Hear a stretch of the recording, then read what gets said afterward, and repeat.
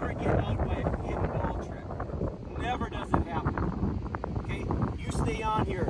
In the 3A championship game, Mounds View did the hidden ball trick. I think the umpire made the wrong call because he put the ball in play early. You gotta wait until the ball is in play and the coach gives a sign. So you have both feet here. Usually your first base coach is gonna come over and say something to you, and he's gonna say, take a look at the signs. Okay? I'm looking over there. Once the signs are done, now Drew, go to the mound. Stay off the rubber right now. Okay? He's just standing there. Do I take my lead yet? No. His foot has to step in front. Step in front, Drew. Now, right there, that's when I start my lead.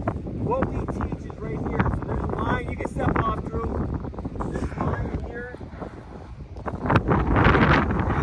That line there. I want to have the edge of my feet at that line. So I step off to my left, and now I turn, and now I shuffle up to a point where I'm comfortable. In order to do this the right way, you should be a step and dive. I'm not far enough out, but I'm not going to dive here for you guys today. When you dive back though, you're diving back to this corner of the base. Why do you dive to that corner of the base? Good point. Exactly. When a first baseman is playing here, he can put the tag on easy. If you're back there, it's easy reach. Okay? With one umpire, they're probably going to call you out if the ball beats you every time anyway. You know what? You accept that. Okay?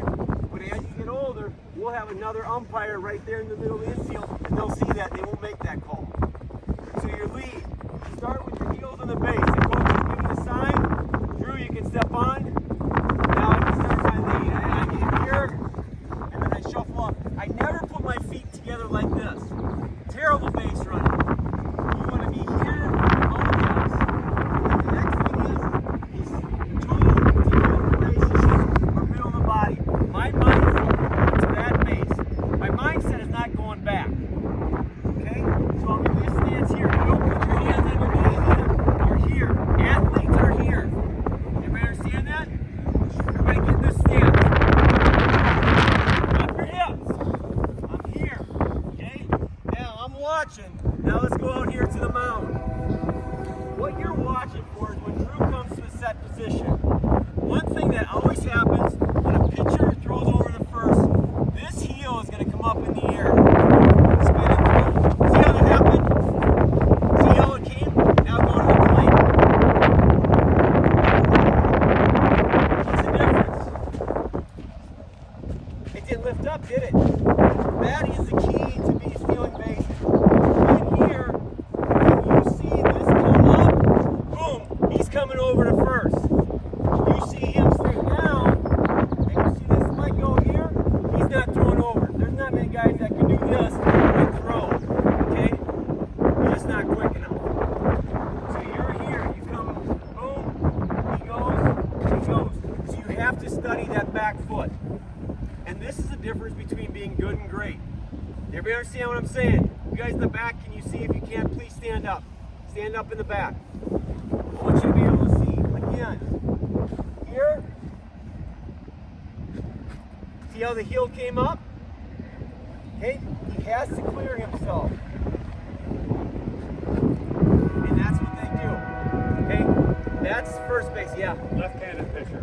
Left-handed. Okay, well, here's the thing now in your league. Now I'm going to teach you two things. Number one, when he goes like this, he's got to go to the plate. Don't trust that in Little League Baseball. What we do is when you see him coming here and going to the plate, that's when you go. And what we also do, because we're not very good at reads with the lefty on the mound, we don't go until he's almost basically touching, because I don't want to get picked off first. You understand that? With the lefty. So he comes like this, because here's what they do. Rodney from, he'll do this, and then he'll throw over, and then it's probably a block, but it's questionable, and you can't debate it. I'm going to tell you about second base, okay? What time am I at? That's a lot of teaching, guys. Are you guys good with first base right now? Okay, now we're going to second. The pitcher steps on the rubber, and we check the coach for signs. When do we start leading off?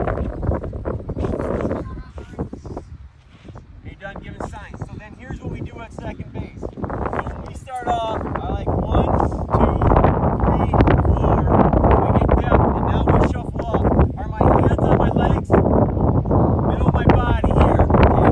Now, you guys can turn it at an angle so you can see Drew also. Okay? So now I'm here. Drew's doing that. The thing is, I'm going to tell you this right now. You do not listen to your coach at first base or at third base. All you have to do is beat the ball to the base. Does that make sense to you? He's doing a big play, and he turns and throws in a second. You beat that white thing to the base, and you're going to be safe every time. When a coach is yelling, step, back, step, that's wrong. We want to be out here, and we want to have our weight on our front side, thinking going to that base. And we're watching the pitcher. If Drew, I'm watching him right now, okay? He comes to the set. Whatever you want, you can go to the plate. Okay, now when he does that, I shuffle off. My weight's on my front side. I'm looking here. Catcher catches the ball. I'm stepping here, and I'm going back to the base. I do not start my lead until Drew steps on the rubber. So I'm here. Boom. How many steps back do I go? 4. How many steps back do I go? 4. 1, 2, 3, 4. And now I get down, my hips are low. Okay, Drew's up there. I watch him. He's coming to base. See that? You see how he did that right away? Pitchers will come here and that. He does not need to throw to the base. And he does not need to step off. You basically cannot balk to second base, guys.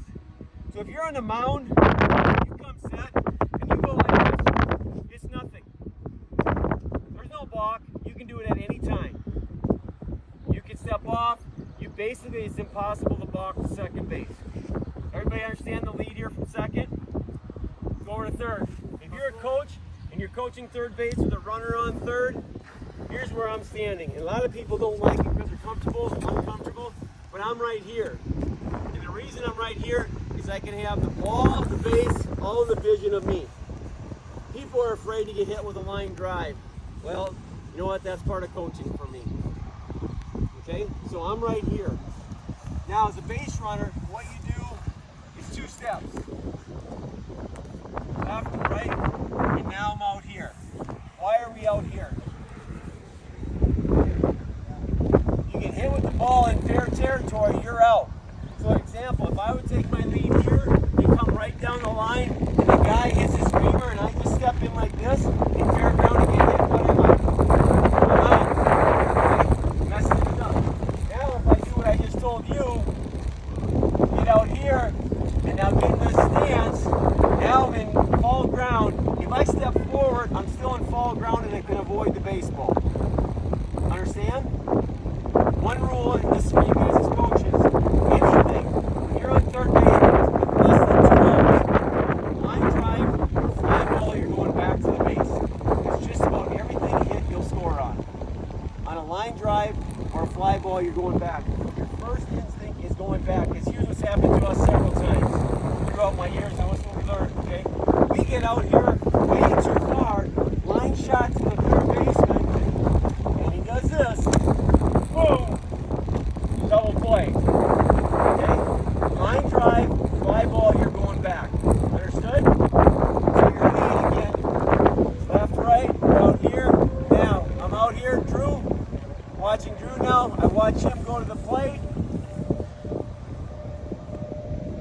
When he goes, I shuffle off. My weight's on my front side. Now, once I'm here, I step in, and I'm watching the catcher the whole time. If he turns and throws, I'm diving back to the base.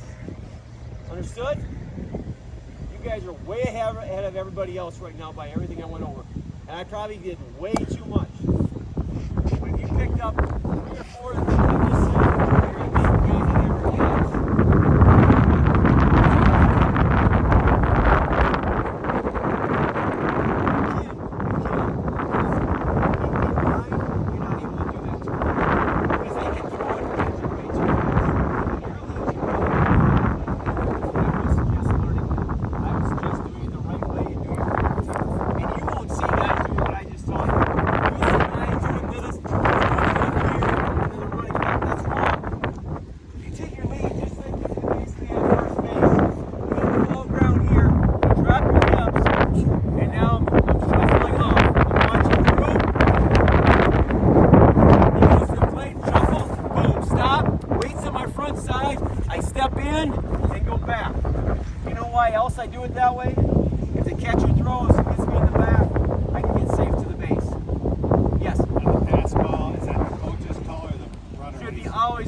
should know. What I tell my runners is if they're at third, there's guys like I have Brody Rushmeyer, okay? Outstanding base runner.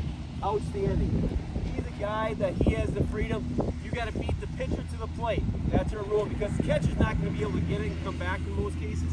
Beat the pitcher to the plate on an underhand toss. So I'm out here, when he gets his lead, he's watching. He sees a downward angle, he shuffles up, and then boom, once it goes, this foot just shoots out and you spin. You gotta be able to anticipate. Okay? Alright, that's a lot. That's a lot we went over.